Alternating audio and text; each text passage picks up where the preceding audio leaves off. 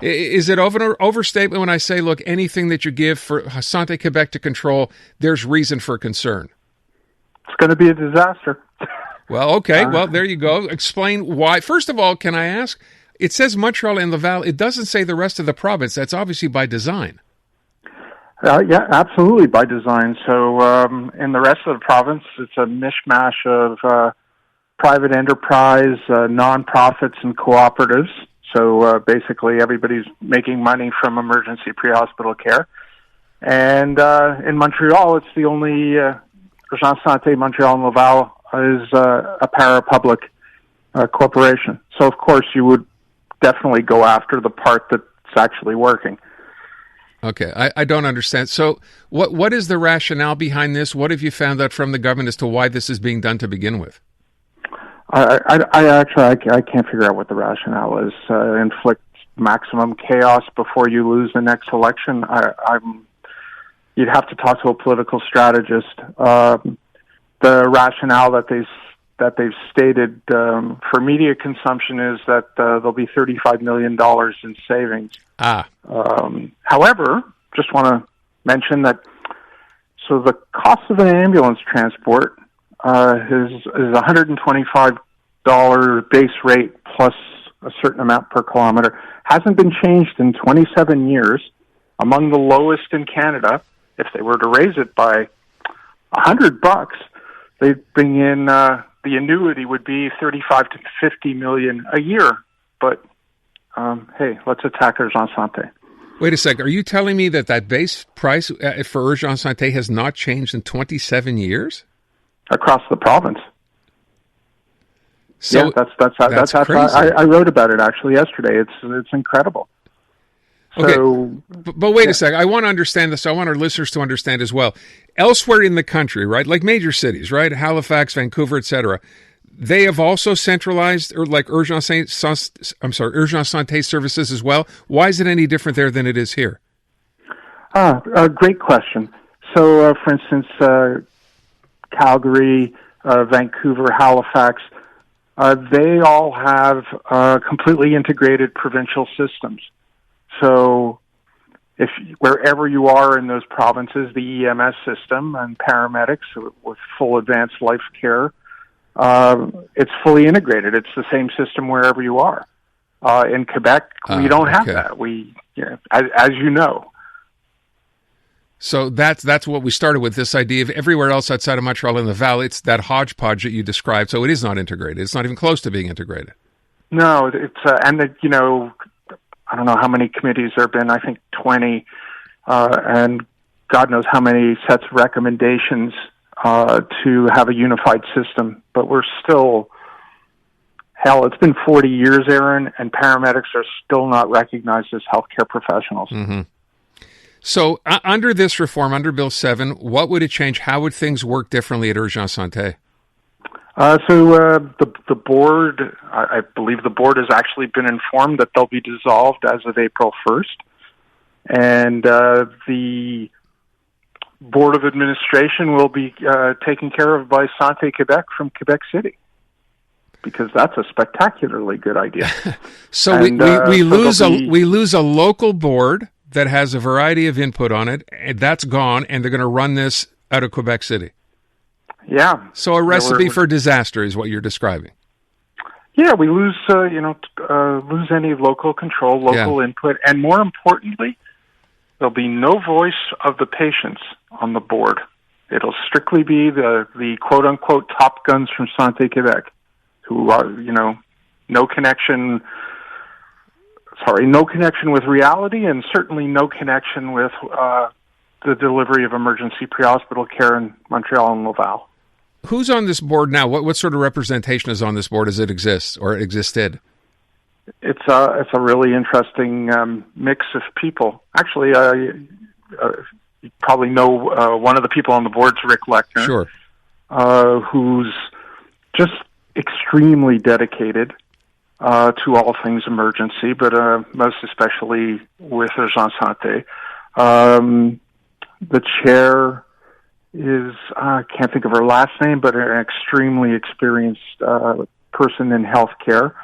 It's a really interesting mix. There's a paramedic from Urgence Santé on that board. There's someone from an indigenous community just off island. It's important that it's an eclectic gathering of people in that room. So I always get very nervous when I go into a room and everyone's agreeing. Yeah. Yeah, I get it.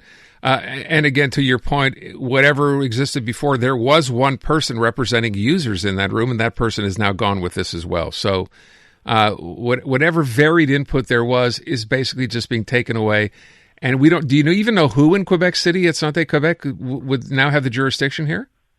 No, I think that Urgence, I expect that Urgence Santé is scrambling at this point to get a legal interpretation of the law, which is, by the way, part of this insanity with this law is the minister made the announcement before informing the agencies that were going to be targeted for forced mergers or having their boards wiped out. So this was done. You were informed of this after the decision had already been made. Right. This happens. I can't tell you how often this happens in situations here where I will ask the person who's affected, were you in consultation with the government? And the answer seems to always be, no, we only found out after the fact, or we found out after we heard it, on the media, or from the media. And even in this case, Urgence Santé, that's how you're finding out, is after the fact. After its adoption, hey, guess what? We're changing the way things work. I hope you won't be upset. Yeah, it's recipe for disaster, and to say the least, it's chaotic, and we have enough chaos, right? Look at Law 2. I would have thought that the CAC would have stopped, paused. I don't know, maybe this projected Bill 7 is to distract from the insanity of Law 2. Yeah. Change the focus, right? Look somewhere else. Look, at the end of the day, it's like everything else. When you sort of mentioned this off the top, and I wasn't aware of this, that this is supposedly, right, going to save $35 million. In the name of budgetary efficiency, we're going to take an organization that was doing what it does and has done it very, very well, and just hope for the best by letting someone run it from, 150 miles away. Yeah, exactly. And no one has really explained how this is going to affect the paramedics and the emergency medical dispatchers and the logistics people and the administration. Urgence Santé just named a new director general. And for the very first time, and I your show a lot, and I would love to come on your show one day. Go, wow, everything's working great. Yeah. But typically, I'm on your show, and we're talking about how things are breaking down. And Urgence Santé just named a really progressive PDG, a new director general, and things were really looking up. And now it's no one knows what's on the short-term horizon, but it ain't looking good. Wow. Hal, I don't know what to say beyond that, except, like so many of these other situations, be they doctors, medical specialists, teachers, whoever that happens to be, maybe the only thing to look forward to is the fact that, there is a provincial election coming up, roughly a year away, and hopefully this will be one of the things that changes if this government is in fact thrown out. So we'll have to wait and see. Look, I wish you guys the best. And again, thank you for, as I said, I did not know, I had no idea that over the last 27 years, they have not raised prices at all with respect to Urgence Santé. And I know some people may say, no, it's an important service. It's good that it hasn't happened. But you brought up what it's like in parts of the rest of the country. Are we at the bottom of that list? Is that what you're suggesting? How much more would this cost you in Toronto?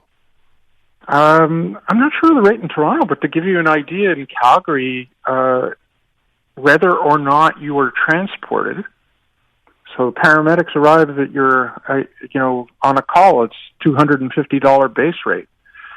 And it's very important for people to recognize and understand that even if the base rate was adjusted upward, there are a whole lot of people, basically anyone over the age of 65, people who are on bien-être, who they don't pay for their ambulance transport.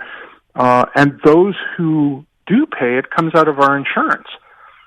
So if they raise the base rate, it's really not going to affect how the service is provided, other than there'll be money to invest in the service. iHeartRadio is throwing it back. 2010s, the decade. To the days of huge hits and unforgettable anthems. A non-stop stream of the biggest and best. Drake, Rihanna, Beyonce, Katy, Gaga, The Weeknd, and more. All your decade-defining favorites, all in one place. Hi, it's Katy Perry. Hey, it's Bruno Mars. This is Kesha. Find 2010's The Decade on the free iHeartRadio app. Preset the station so it's always one tap away.